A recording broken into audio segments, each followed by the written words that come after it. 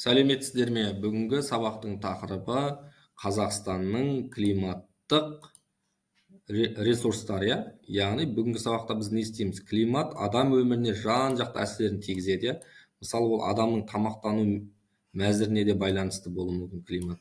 Енді келесі бізде осы сұрақтар бойынша бүгінгі сабақта талқылайтын боламыз. Қысқаша түсіндірме бойынша тоқталып өтетін болсақ, Қазақстанның климаттық ресурстары бұл елдің табиғи географиялық жағдайына байланысты қалыптасқан. Мысалы, күн радиациясы, температура, жауын шашын және жел және ауа ылғалдығы сияқты маңызды климаттық көрсеткіштердің жиынтығы болып саналады, иә.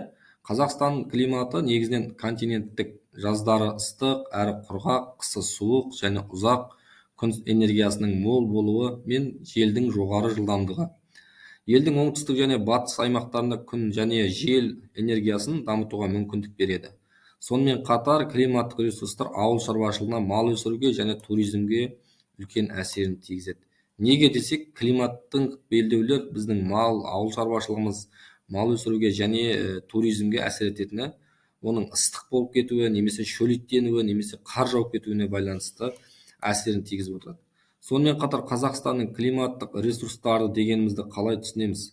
Осы сұраққа жауап іздейтін болсақ, Қазақстанның бұл елдің табиғи жағдайларына байланысты болады. Мысалы, бұл елдің табиғи жағдайларында қалыптасқан күн радиациясы, температура, жауын шашын, жел және ауа ылғалдығы сияқты климаттық көрсеткіштердің жиынтығынан, иә, олар шаруашылық салалары мен экология жағдайына да үлкен әсер етеді. Мысалы, климаттық белдеулер Қазақстан аумағында 4 климаттық белдеу өтеді. Ол жерде орманды дала, шөлейт, шөлді қамтиды. Мына картада көріп тұрғандарыңыздай барлығы нақты көрсетіліп тұр. Енді күн радиациясы дегеніміз ол Қазақстан аумағы үстінде бүкіл жыл бойы жоғары қысымда ауа қабаты үстемдік етеді.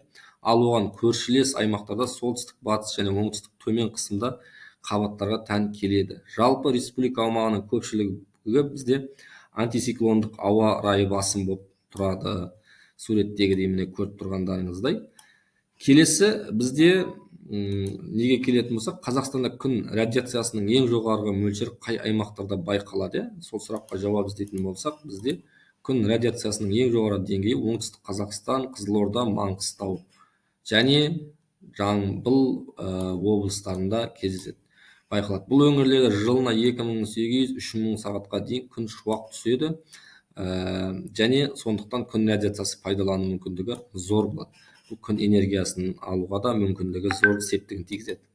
Келесі, Қазақстандағы жел энергиясының негізгі ресурстық аудандары қай өңірлерде орналасқанын анықтайтын болсақ, бұл жерде бізде